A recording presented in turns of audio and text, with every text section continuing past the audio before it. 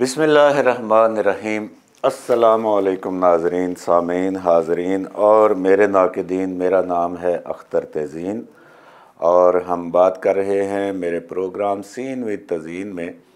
और सीन ये है सामीन, नाज़रीन, कि जजों के दरमियान इख्तिलाफ़ात, और जज कौन से? सुप्रीम कोर्ट के।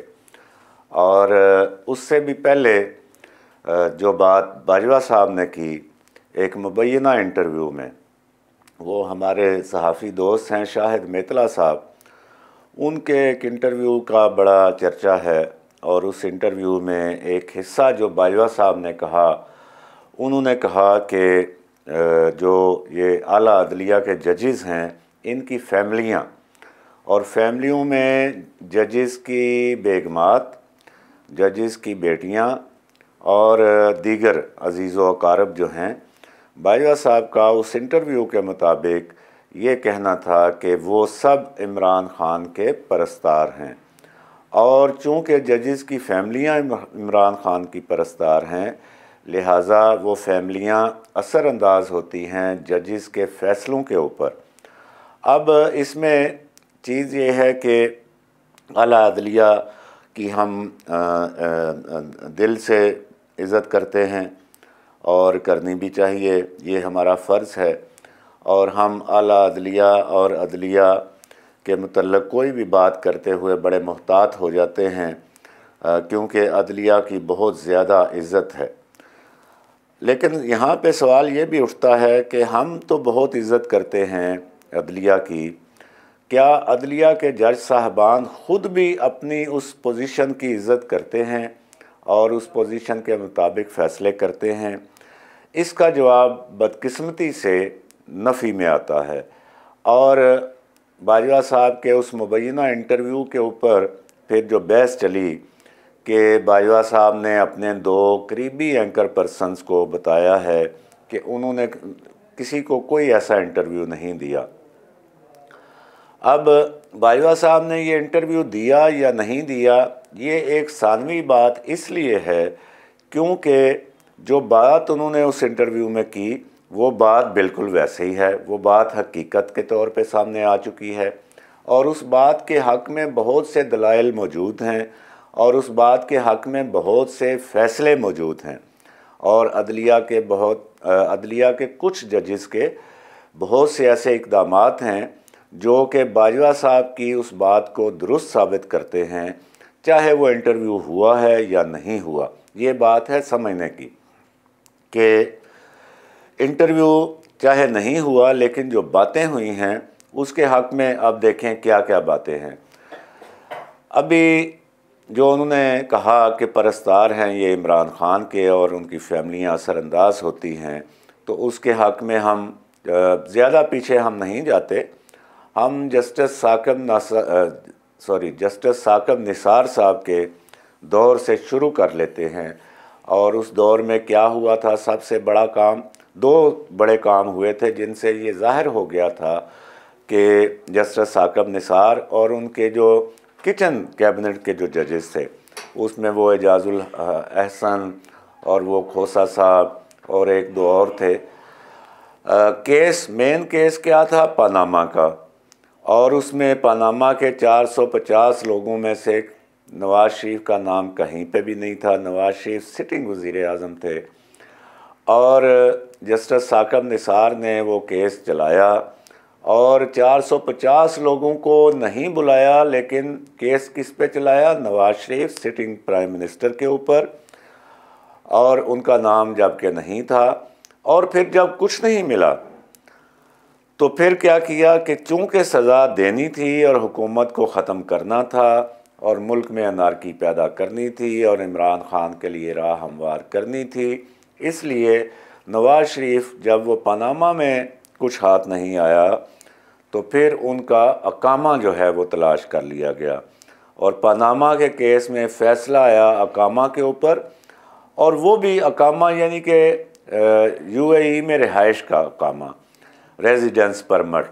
और उसमें भी उन्होंने क्या निकाला जी? इन्होंने जी ये रेजिडेंस परमिट लिया हुआ है एक कंपनी के एम्प्लॉई के तौर पे, और वो कंपनी इनके बेटे की है और उस कंपनी से ये तनख्वाह ले सकते थे।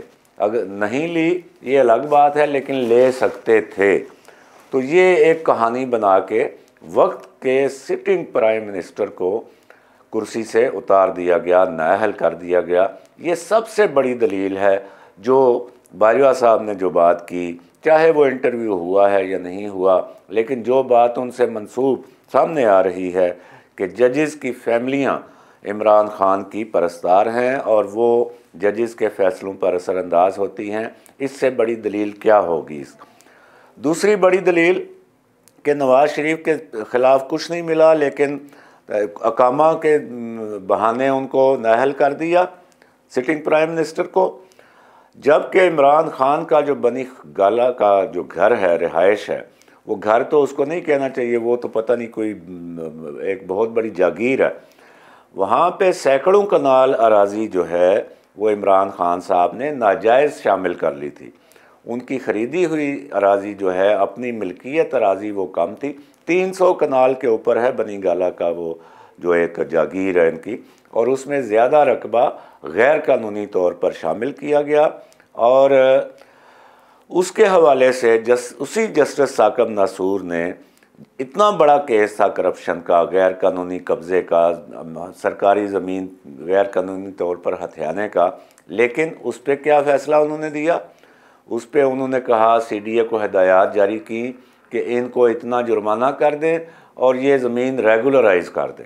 अब ये देखें कितना बड़ा फ़र्क है। अब इन दोनों फ़ैसलों की रोशनी में देखें कि बाजवा साहब ने कहा है या नहीं कहा, लेकिन हकीकत वही है कि इमरान खान की परस्तार फैमिलियां हैं जजेस की। अच्छा, अब आ जाएं जनाब। अच्छा, सिटिंग प्राइम मिनिस्टर के ऊपर मैं क्यों ज़ोर दे रहा हूं? क्योंकि रियासत के 3 सतून हैं।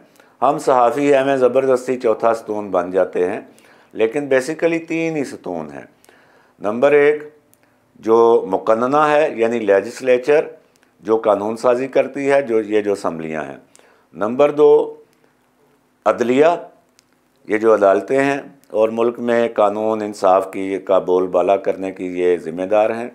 और तीसरी इंतज़ामिया में आ जाती है हुकूमत, और फिर ये ब्यूरोक्रेसी जो कि इंतज़ाम व इंसराम करती है मुल्क का। अब जो इंतज़ाम व इंसराम कर रहा है एक शोबा, और उस शोबे का जो टॉप मैन है वो वज़ीर आज़म है, और आप उसको एक ऐसे मामले में नाअहल कर देते हैं जबकि उसमें उसका कोई जुर्म वाज़े नहीं है, कोई जुर्म उसने किया ही नहीं है। और वक्त के हम किसी इंस्पेक्टर की बात नहीं कर रहे, हम किसी, आप कह लें कि किसी क्लर्क की बात नहीं कर रहे, हम किसी चलें असिस्टेंट कमिश्नर की भी बात नहीं, हम किसी मजिस्ट्रेट की बात नहीं कर रहे, हम बात कर रहे हैं वक्त के वज़ीर आज़म की।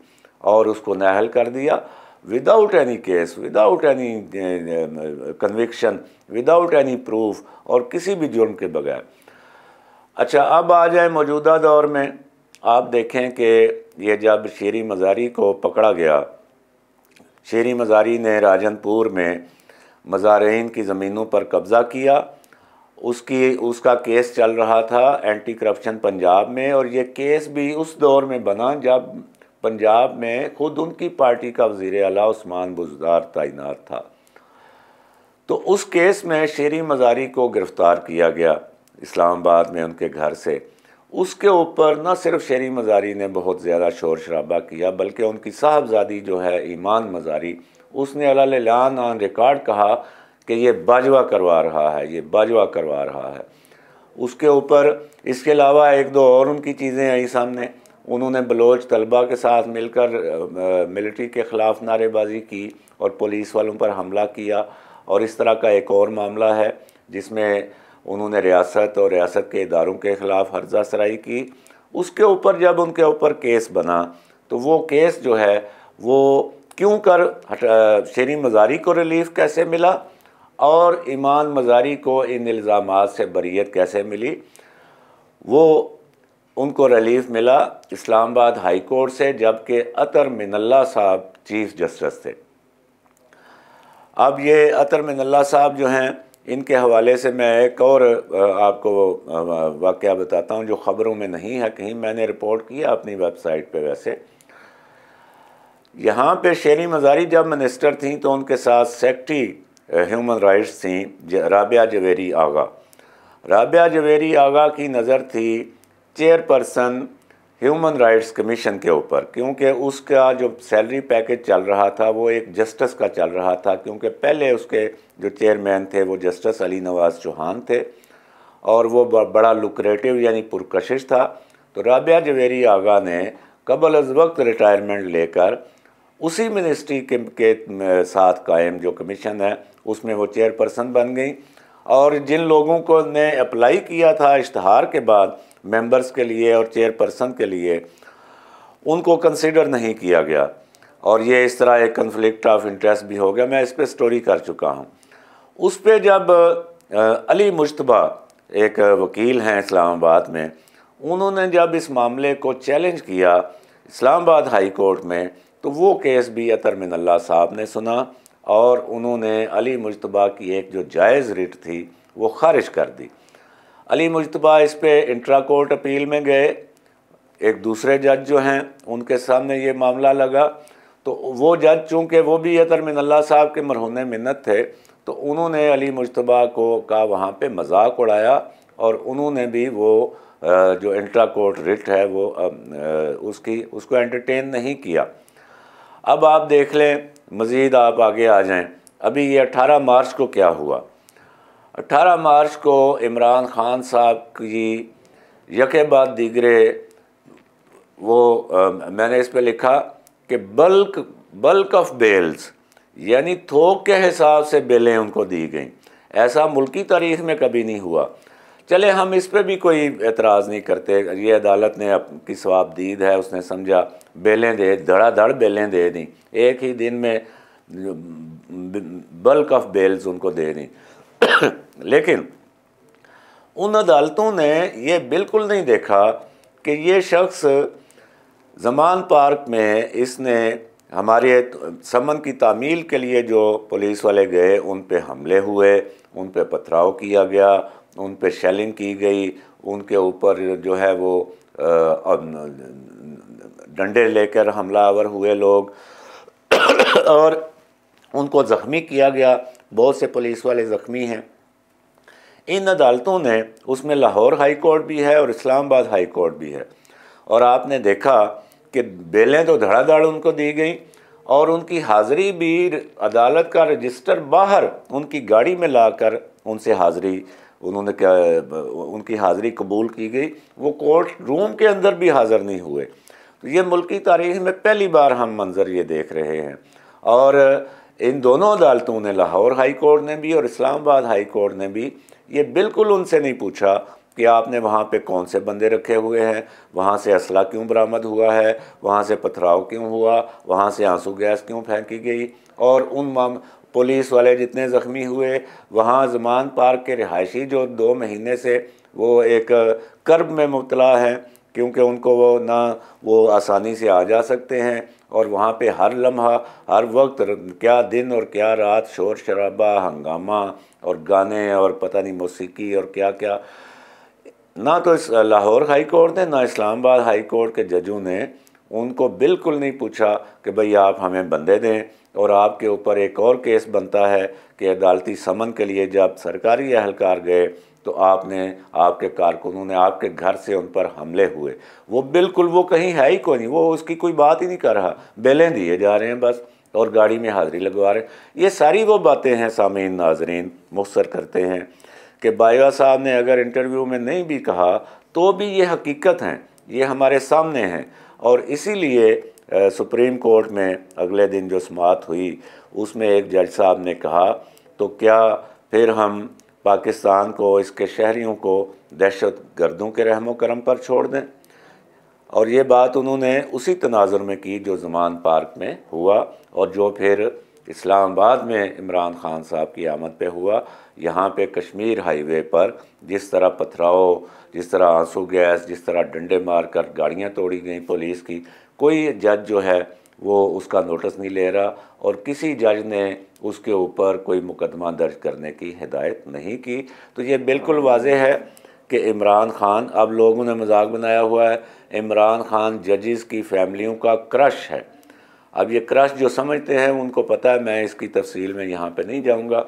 और वो जो बात जब भी अदालतों की बात होती है, एक बात की जाती है बरतानवी वज़ीर आज़म की, जब जंग अज़ीम में बरतानिया तबाह हो चुका था तो लोगों ने वज़ीर आज़म चर्चिल से पूछा कि क्या हम दोबारा खड़े हो जाएंगे, तो उनने कहा क्या हमारी अदालतें इंसाफ कर रही हैं, तो उन्हें कहा गया कर रही हैं, तो उन्होंने कहा कि ठीक है हम फिर दोबारा खड़े हो जाएंगे। और यूरोप पूरा खड़ा हो गया क्योंकि वहाँ की अदालतें इंसाफ कर रही थीं। वहाँ की अदालतों के जजेस जो हैं वो अपनी फैमिलियों के कहने पर फ़ैसले नहीं कर रहे थे और उनकी फैमिलियाँ किसी सियासी शख्सियत की परस्तार नहीं थीं। अल्लाह करे कि पाकिस्तान में भी अदलिया को अपनी साख बचाने का एहसास हो, क्योंकि जितनी ख़राब इस वक्त अदलिया की साख हो चुकी है शायद ही किसी इदारे की ऐसी हो। 140वें नंबर पे दुनिया में आ रहे हैं। अब ये रिपोर्ट ना नवाज़ शरीफ ने बनाई है, ना जनरल बाजवा ने बनाई है, ना हमने बनाई है, ये दुनिया ने बनाई है। कम अज़ कम इस पर ही कोई आप नज़र डाल लें, इस पर ही कोई अपने गिरेबान में झांक लें और इस पर ही आप अपनी इस्लाह कर लें और इस मुल्क में लॉ और आर्डर जो है उसको सही तरीके से, तराजू जो है उसको सही तरीके से पकड़ें और उसके दोनों पलड़े जो हैं वो बराबर हों। अल्लाह निगहबान। जिंदाबाद पाकिस्तान।